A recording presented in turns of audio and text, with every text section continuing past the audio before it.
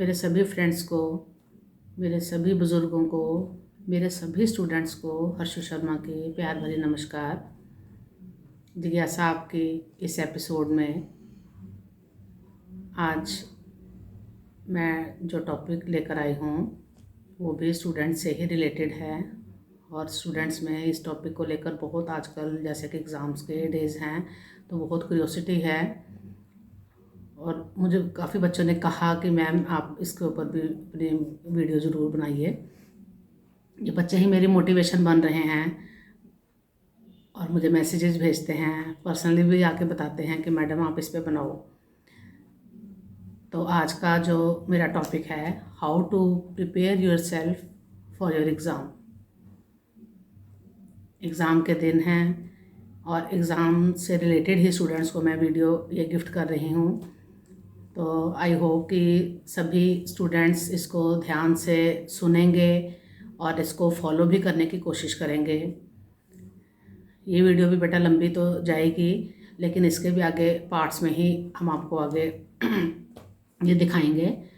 तो जैसा कि स्टार्टिंग मैं करूँगी अपने कि हर एज ग्रुप के जो बेबीज़ हैं, बच्चे हैं, स्टूडेंट्स हैं, उनको अपना एग्ज़ाम देना होता है। चाहे वो छोटे बच्चे हैं, 1st to 7th तक हैं, 7th to 10th हैं, 11th 12th है, या आगे कॉलेज लेवल के हैं, या आगे कोई कॉम्पिटिटिव एग्ज़ाम्स जो तैयार कर रहे हैं। तो सबका एज के हिसाब से सबकी कैटेगरी अलग अलग है और सबका प्रेपरेशन का तरीका भी एज के हिसाब से, उनकी क्लास के हिसाब से, उनके फील्ड के हिसाब से अलग अलग हो जाता है। इसलिए ये वीडियो छोटी नहीं होगी। तो मुझे जब सब सुन रहे हैं, हर एज ग्रुप के लोग मुझे सुन रहे हैं, तो मुझे छोटे बच्चे से लेकर बड़े जो हाई क्लासेस के आगे जो कॉलेजेट्स हैं या आगे जो कॉम्पिटिटिव एग्ज़ाम्स की तैयारी कर रहे हैं, मुझे उन सब के बारे में आगे बताना है। तो स्टार्टिंग में जैसे पहले हमारे 1st to 7th क्लास तक के जो बेबीज़ हैं, उनके लिए मेरी सबसे जो अहम एडवाइस यही है कि उनको देखो, जैसे घर में मदर्स ले रही हैं, या अगर आपने आगे बच्चों के लिए अगर आगे कुछ कोचिंग अरेंज की हुई है, अगर मदर्स वर्किंग हैं तो अपना जैसे भी एडजस्टमेंट की हुई है, तो उसमें मेरी सब मदर्स को यही एक एडवाइस है कि स्कूल्स में सिस्टम बहुत अच्छा बना हुआ है इनका। छोटे क्लासेस के लिए बता रही हूँ, जैसे साइकिल टेस्ट वगैरह जो अरेंज होते हैं, किए जाते हैं स्कूल में।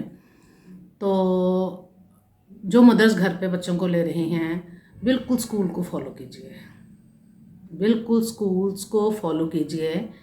बहुत अच्छे तरीके से उन्होंने चैप्टर वाइज उसको, मतलब जो सिलेबस को भी आगे बांट दिया है कि बच्चों को चलो बर्डन नहीं लगे। लेकिन अब जो बच्चे थोड़े केयरलेस हैं, या जिनका पढ़ाई में ध्यान नहीं है, जिनका टेस्ट नहीं है, उनको तब भी अगर ये बर्डन लगे तो, लेकिन स्कूल्स के सिलेबस के अकॉर्डिंग अगर देखा जाए तो छोटे क्लासेस के लिए अच्छा सिस्टम बना हुआ है। बस इसमें यह है कि मदर्स अपना रेगुलर बेस पर बच्चों को इनकी प्रेपरेशन करवाते जाएं, जो इनके यूनिट टेस्ट हो रहे हैं, जो साइकिल टेस्ट हो रहे हैं।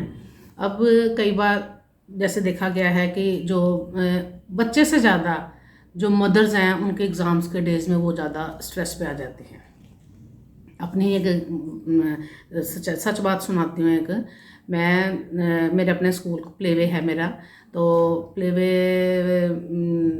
के ही बच्चे की बात बता रही हूँ। बड़ी प्यारी मेरी बच्ची थी, वो मेरे से अभी करके चली गई है 2-3 साल पहले। तो एग्ज़ाम के डेज़ में तो मेरी गाड़ी में ही वो बच्चा मेरे साथ ही मदर डेली बिठाते थे।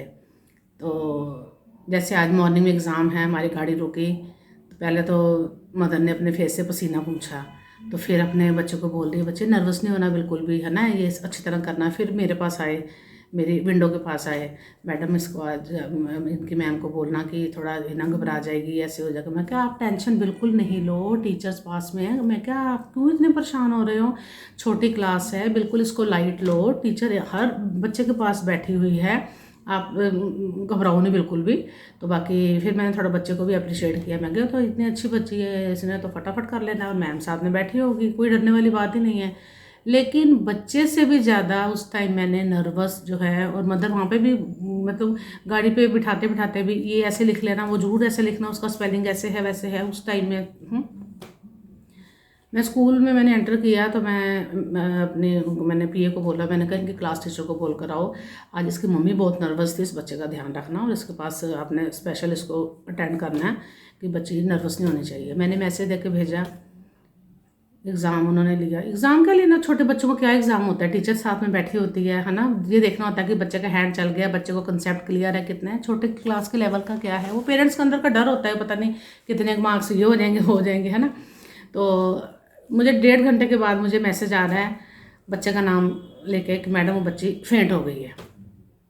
मैंने कहा मुझे लग ही रहा था, सुबह ही लग रहा था कि जो उसकी मदर का जो हाल था, बच्चे को तो पता ही नहीं है कि एग्ज़ाम क्या होता है कैसे नहीं, लेकिन मतलब मदर्स कह के कि यूकेजी का बच्चा, मतलब आप देखो 6 साल का 5-6 साल का बच्चा, उनको कह के कि आपका एग्ज़ाम है, ऐसे लिखना वैसे लिखना, गाड़ी पर बैठते बैठते तक भी आप मीन्स कि मैं उस मदर को वो नहीं कर रही कि उन्होंने मेहनत की, लेकिन वो खुद ही इतने उस टाइम स्ट्रेस में थी, प्रेशर में थी, और मुझे स्पेशल कहने आई मैडम मैंने बड़ी मेहनत करवाई है, पता नहीं लिखेगी। मैं कहा कोई बात नहीं, नहीं लिखेगी तो फिर क्या हो गया, नहीं लिखेगी तो कौन सी बहुत बड़ी, हम पेरेंट्स को समझाते रहते हैं हिमन की।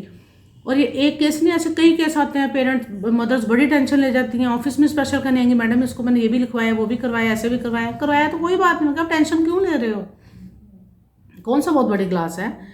तो छोटी क्लासेस में मैंने देखा कि अक्सर, अभी ये तो मैंने प्लेवे के बच्चों की बात बताई है, आगे जैसे सेकंड थर्ड मेरे पास जैसे शाम के टाइम मेरे पास भी आते हैं बच्चे, अलग अलग स्कूल्स के आते हैं। एग्ज़ाम के डेज में मदर्स बहुत परेशान इतनी परेशान हो जाती है जब पता नहीं, जैसे घर में कोई कलह क्लेश हो जाना बच्चों की उसकी वजह से। अभी मैंने अपने पिछली वीडियोस में बताया कि लाइट लो, हर बच्चों को भी ये समझाया है। और कई बार पेरेंट्स ही अपना ऐसा एक्सप्रेशन देते हैं, मदर्स ही अपना जब पढ़ा रही हैं या स्ट्रेस में आके या बच्चों को पिटाई शुरू कर देंगी या ये कर ही नहीं रही, इसका कल एग्ज़ाम है, मतलब जैसे अपना डर है एग्ज़ाम की, मतलब जैसे उन्होंने देना है ना। तो होता तो यही है अक्सर कि छोटे 6-7 क्लास तक एग्ज़ाम बच्चों का नहीं होता, एग्ज़ाम होता है मदर्स का, कि हमने उनको बच्चों को क्या पढ़ाया है, कितना पढ़ाया है, कैसे पढ़ाया है। लेकिन वो हमें कोशिश होती है कि कल पेपर है तो आज सारा कुछ पता नहीं, बच्चे के पेट के अंदर सारा डाल देना, दिमाग के अंदर डाल देना है, वो हम जैसा पढ़ा रहे हैं इकट्ठा करवा के, वो बच्चा नर्वस है, बच्चे को पता ही नहीं चलता कि मुझे मम्मा क्या करवा रही है, अच्छा कर रहा है तो कर रहा है, नहीं कर रहा है तो वही रीज़न है कि इसका सोल्यूशन ही है कि अगर बच्चों को आप थोड़ा खेल में है ना, हंसी मजाक में थोड़ा जैसे करवाते जाओगे, डेली थोड़ा करवाओगे तो सबसे बड़ा बस इसका सोल्यूशन ही है, छोटे बच्चों के लिए सोल्यूशन ही ये है कि इन केस कभी आपको कहीं बाहर जाना है, कोई इमरजेंसी हो गई, कोई अगर आप कोई हेल्थ इशू है, आप बच्चों को नहीं अटेंड कर पाए, तो उसके लिए आप कभी कोई टाइम जैसे बीच में कोई गस्टी हॉलीडे आ गई, उसमें आप अपना दिमाग में रखो कि वो चीज़ पिछली मिस हुई है तो हमने बच्चों को करवाना है। ठीक है, जितना साथ साथ करवाते जाओगे वो एक आपका भी, आप भी थोड़ा अपने आप को भी लाइट फील करते जाओगे कि बच्चे की तैयारी है। इन केस बच्चा का नर्वस होता भी है ना, बच्चा अपने घर के माहौल को देख के, घर में अगर वहाँ पे पेपर में लिखने भी बैठा है तो घर का वो टेंशन याद आ जाएगी, मम्मी ने कल डांटा था, मम्मा ने कल ये कहा था, ऐसे करवा रही थी, वो बच्चा सब कुछ फ्लैट साफ हो जाता है।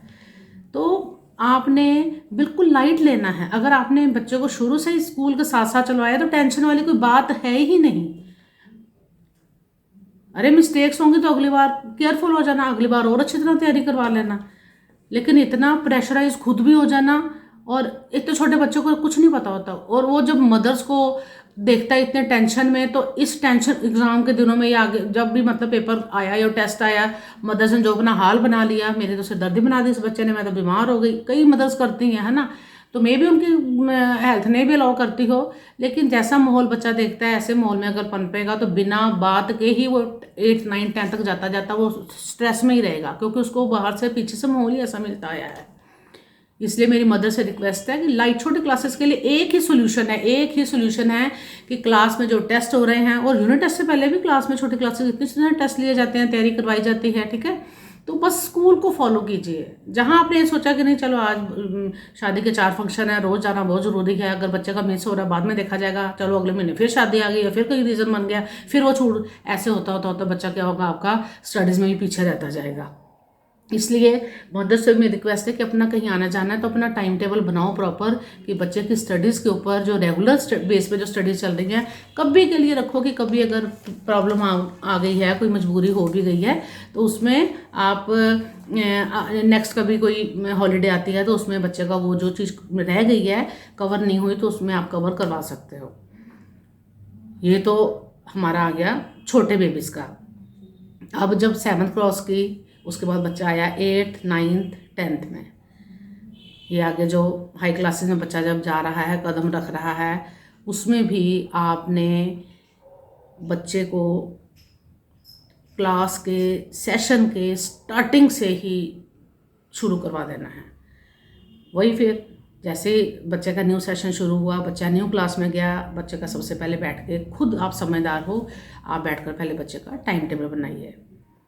जब टाइम टेबल बन गया और बच्चे का जो बच्चे को एक माइंड में ये बात अच्छी तरह आपने करवा देनी है कि बच्चे अपने स्कूल को पूरी तरह से फॉलो करना है। और जितने आपके बच्चों के पीछे की जो बैक एक्सरसाइजेज हैं, आपने उनको रिटर्न प्रैक्टिस करवाओ जितना हो सकता है। बच्चों को पहले 1 बार 2 बार, आजकल तो अगर चैप्टर्स भी बच्चे इतने आजकल फास्ट हैं, जब चैप्टर क्लास में अच्छी तरह पढ़ाया जाता है तो बीच में हमारे बच्चे तो क्वेश्चंस के आंसर साथ साथ ही शुरू हो जाते हैं, ठीक है। और बातों बातों में जो जितनी बैक एक्सरसाइज, छोटी छोटी एक्सरसाइज, बहुत आजकल पब्लिकेशन जो है CBSE के जो स्कूल्स की जो लगी हुई हैं आगे बुक्स, उसमें बैक एक्सरसाइज काफ़ी अच्छी दी हुई हैं। तो आपने बच्चों को रिटर्न प्रैक्टिस करवानी है।